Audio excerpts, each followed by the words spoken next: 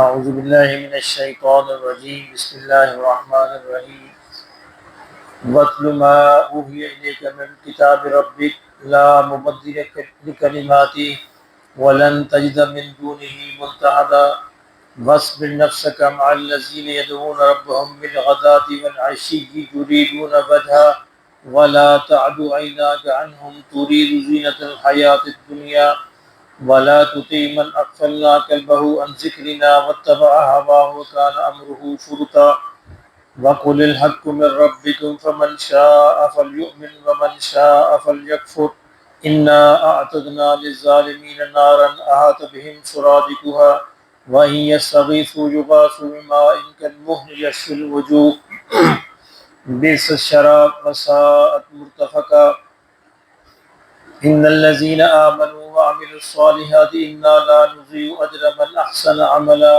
أُولَئِكَ لَهُمْ جَنَّاتُ عَدْنٍ تَجْرِي مِنْ تَحْتِهِمُ الْأَنْهَارُ يُحَلَّوْنَ فِيهَا مِنْ أَسَاوِرَ مِنْ ذَهَبٍ وَيَلْبَسُونَ ثِيَابًا خُضْرًا مِنْ سُنْدُسٍ وَإِسْتَبْرَقٍ مُتَّكِئِينَ فِيهَا عَلَى الْأَرَائِكِ نِعْمَ الثَّوَابُ وَحَسُنَتْ مُرْتَفَقًا صدق اللہ العظیم۔ اصحاب کہف کا قصہ جو تھا، جو سوال اس کا جواب مکمل ہو گیا۔ اب اس کے بعد باقی دو سوال رہتے ہیں، ایک سے موسیٰ علیہ السلام کا واقعہ خضر کے ساتھ اور دوسرا ذوالقرنین کا واقعہ۔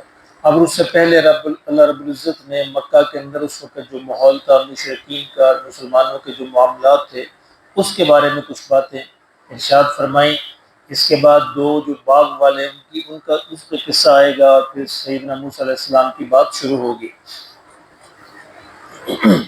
فرمایا کہ وَاتْلُ مَا أُوحِيَ إِلَيْكَ، اے نبی صلی اللہ علیہ وسلم، یعنی آپ ان کی باتوں کی پرواہ نہ کریں، جو باتیں یہ کر رہے ہیں نا، آپ ان کی پرواہ نہ کریں، ان کو دل کو نہ لگائیے، آپ پڑھ کر سناتے رہیے، تلاوت کرتے رہیے، پڑھ کر سناتے رہیے۔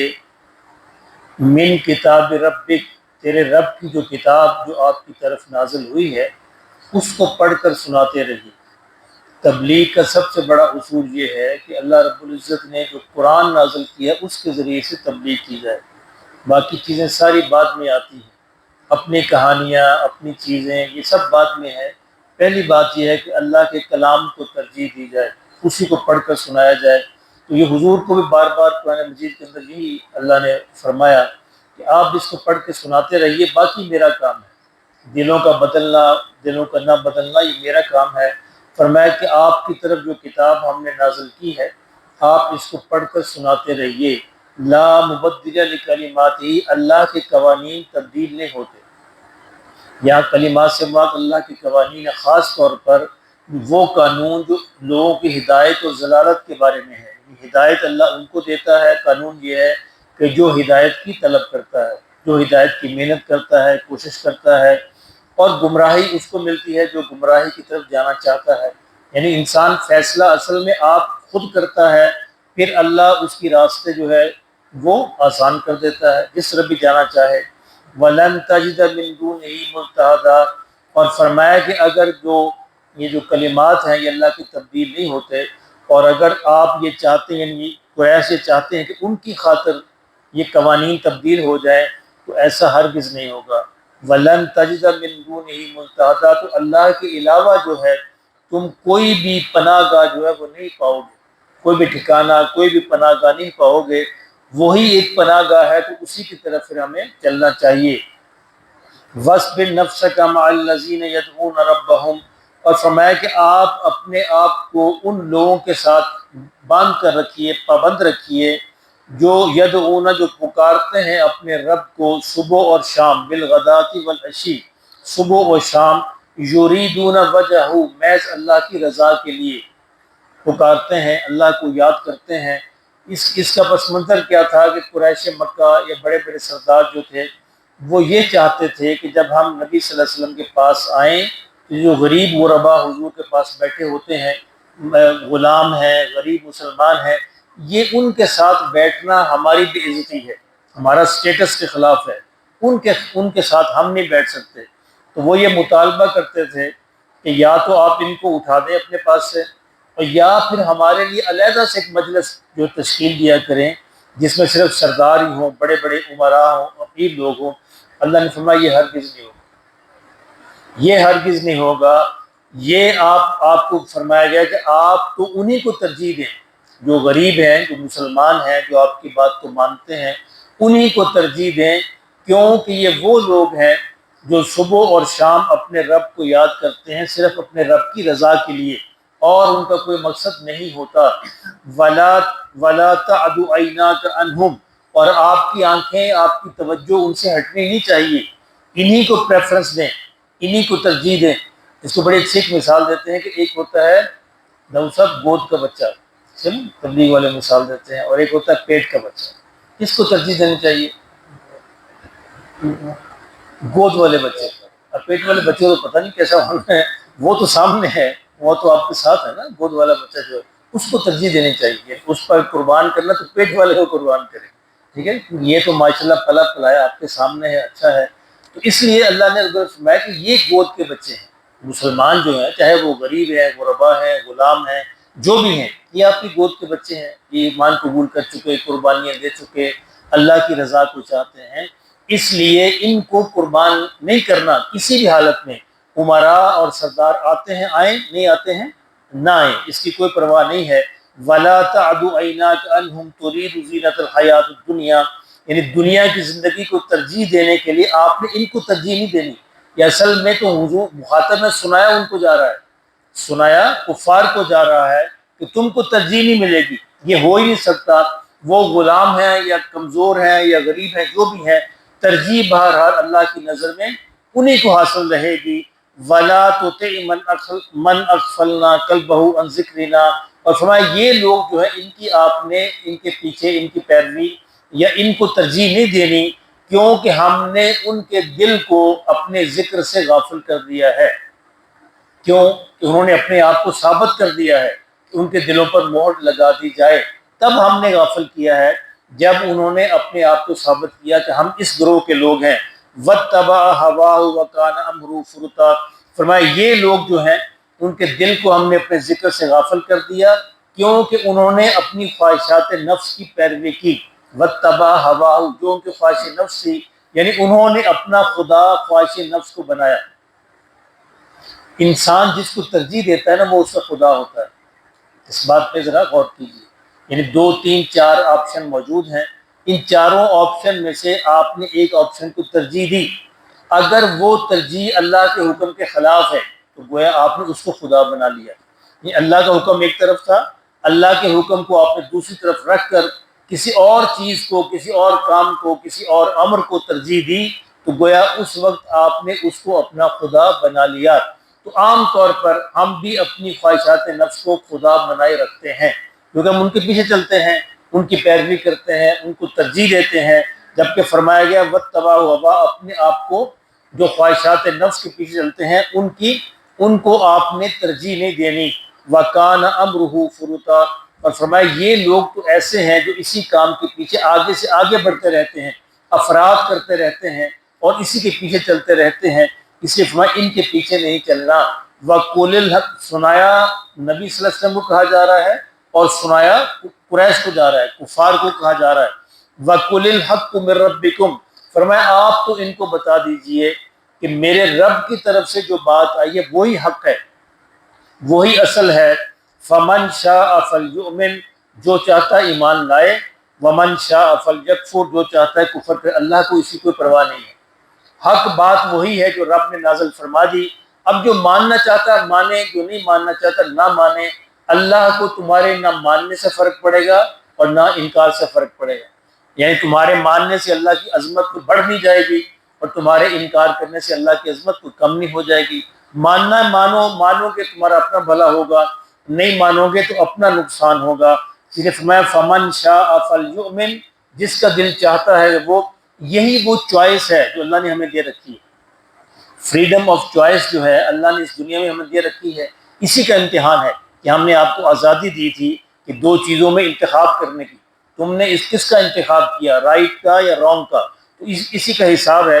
اس لیے فرمایا کہ ان کے پیچھے آپ نہ پڑیں، بات کنوے کر دیں، بات سمجھا دیں، اس کے بعد جو ماننا چاہے مان لے، جو نہ ماننا چاہے نہ مانے۔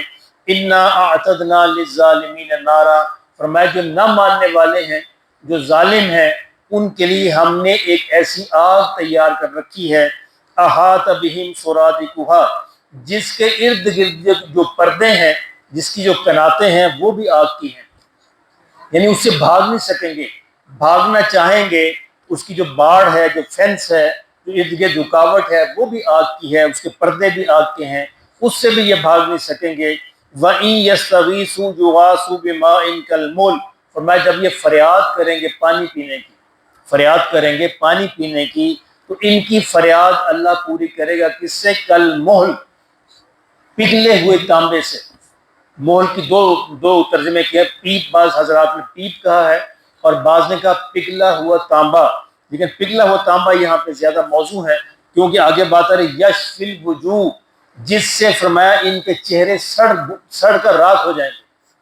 یشوی کہتے ہیں روسٹ کرنے کو، چہرے روسٹ ہو جائیں گے، یعنی اس طرح کا پانی ان کو دیا جائے گا۔ اللہ ہم سب کی حال پر رہیں، فرمائے بئس الشراب، فرمائے کیسا ہی برا یہ پینا ہے، کیسا ہی برا یہ پینا ہے، وساءت مرتفقہ، اور کیسا ہی برا یہ ٹھکانہ ہے جو ان لوگوں کو ملے گا۔ کیوں؟ ان کو چوائس دی گئی تھی، انہوں نے اپنی مرضی سے جہنم میں جانے کو ترجیح دی، انہیں اللہ نے بتا دیا تھا کہ یہ راستہ جہنم کا ہے، یہ جنت کا ہے، اب انسان فیصلہ خود کرتا ہے کہ میں نے کیا چوز کرنا ہے، یہ یا یہ، جنت کا راستہ یا جہنم کا راستہ۔ فرمایا وساءت مرتفقہ، کتنا ہی برا ٹھکانہ ہے۔ اس کے بالمقابل ان الذین آمنوا وعملوا الصالحات، وہ لوگ جو ایمان لائے اور جنہوں نے نیک عمل کیے۔ اب دیکھا، پھر میں ہر دفعہ یہ توجہ دلاتا ہوں، ایمان کے ساتھ عمل صالح قرآن مجید کی ہر آیت کے اندر موجود ہے، کسی جگہ بھی اللہ نے نہیں چھوڑا۔ ان الذین آمنوا وعملوا الصالحات، عمل صالح ایمان کی علامت ہے، محض ایمان کا دعویٰ عمل صالح کے بغیر یہ خالی دعویٰ ہے، اس کی کوئی حیثیت نہیں ہے۔ اس لیے ہر جگہ اللہ نے اس شرط کو لازمی ساتھ رکھا، یہاں تو ایک اور شرط بھی لگا دی، انا لا نضیع اجرا، فرمایا ہم ان کے اعمال کو ضائع نہیں کریں گے۔ کون؟ ان کے جو ایمان لائیں گے، عمل صالح کہیں گے، من احسن عملا، اس عمل صالح کو بھی اچھے طریقے سے کریں گے، ان کے اجر کو ہم ضائع نہیں کریں گے، ان کا اجر ہمارے پاس محفوظ رہے گا، ہر حال میں مل کر رہے گا۔ میں ان کا اجر کیا ہے؟ اولئک لہم جنات عدن تجری من تحتہم الانہار، میں ان کے لیے ایسے باغات ہیں جن کے نیچے نہریں بہتی ہوئی ہوں گی، یحلون فیہا من اساور، ان کو ایسے کنگن پہنائے جائیں گے، من ذہب، جو سونے کے ہوں گے۔ یعنی اگرچہ یہ زیور جو ہے یہ دنیا کے اندر عورتوں کا معمول ہے، لیکن جنت میں مردوں کو بھی اللہ پہنائے گا، جنت کے حالات اور ہوں گے، یعنی جنت کے معاملات، جنت کے حالات، جنت کا ماحول، اس کو ہم اس دنیا سے نہیں سمجھ سکتے، تو وہاں اللہ ہماری طبیعت، ہمارا مزاج، ہماری ساری کیفیات، ہر چیز بدل جائیں گی، تو وہاں انسان جو مرد ہیں ان کو بھی یہ یعنی زیورات پہننے کی اجازت ہوگی، بلکہ اللہ خود ان کو پہنائے گا، اس کے سونے کے زیورات پہنیں گے۔ وَيَلْبَسُونَ ثِيَابًا خُضْرًا مِّن سُنْدُسٍ، اور فرمایا یہ ریشم کے کپڑے پہنیں گے۔ اب دنیا میں یہ بھی منع ہے، سے نا، دنیا میں مرد کے لیے ریشم کا کپڑا پہننا بھی منع ہے، سونا پہننا بھی منع ہے، لیکن وہی معاملات یہاں پر تھوڑی دیر کے لیے رک جائیے، آخرت میں پھر ہمیشہ ہمیشہ کے لیے ملے گا۔ اتنا سا امتحان ہے کہ اپنے آپ کو 50-60 برس روک کر رکھیے، تو جو بھی خواہشات ہیں پھر اللہ آخرت کے اندر جنت میں پوری فرما دیں گے۔ تو یہ زیورات کی خواہش یا یہ سونے چاندی کی خواہش، ریشم کی خواہش، یہ بھی وہاں پوری ہوگی۔ دو لفظ ہیں، سندس اور استبرق۔ سندس کہتے ہیں باریک ریشم کو، جو بڑا باریک اور نفیس ریشم ہو، اور استبرق کہتے ہیں موٹے، وہ ذرا گاڑے قسم کا ریشم ہو۔ میں اللہ دونوں قسم کے ان کو پہنائیں گے، ریشم اور زیور بھی پہنائیں گے۔ متکئین فیہا علی الارائک، اور اس کے ساتھ ساتھ میں وہ تختوں پر بیٹھے ہوں گے۔ اچھا، اس ایک بات کو نوٹ کیجئے کہ اگرچہ یہ زیورات کا پہننا مردوں کا شیوہ نہیں ہے، لیکن پرانے زمانے میں جو بادشاہ ہوتے تھے وہ بھی اس طرح کے زیورات کنگن پہنا کرتے تھے، مالا پہنا کرتے تھے، اور ہیرے اور جواہرات سے بنے ہوئے تاج پہنا کرتے تھے، بادشاہوں کی علامت تھی۔ تو گویا اللہ یہ فرما رہے ہیں کہ دنیا کے مسلمان غریب جو ہیں وہ قیامت کے دن جنت میں بادشاہ بن جائیں، اور یہاں کے بادشاہ جو ہے ان کو ہم جہنم کے اندر جھونک دیں گے، اور ایسا جھونکیں گے کہ ان کے چہرے بھی سڑ کر سیاہ ہو جائیں گے، روسٹ ہو جائیں گے۔ لیکن یہاں کے جو غریب مومنین ہیں، عمل کرنے والے، فرمایا وہ گویا وہاں پہ بادشاہ ہوں گے، اور بادشاہ چونکہ تخت پہ بیٹھتے ہیں، وہ بھی اللہ فرمایا فیہا علی الارائک، یہ بھی تختوں پر بیٹھے ہوں گے۔ نعم الثواب، اللہ فرمایا کیسا ہی بہترین اجر ہے، کیسا ہی بہترین اجر ہے، اس کی تمنا کرنی چاہیے۔ وحسنت مرتفقا، اور کیسا ہی بہترین ٹھکانہ ہے۔ اللہ ہم سب کو نصیب فرمائے۔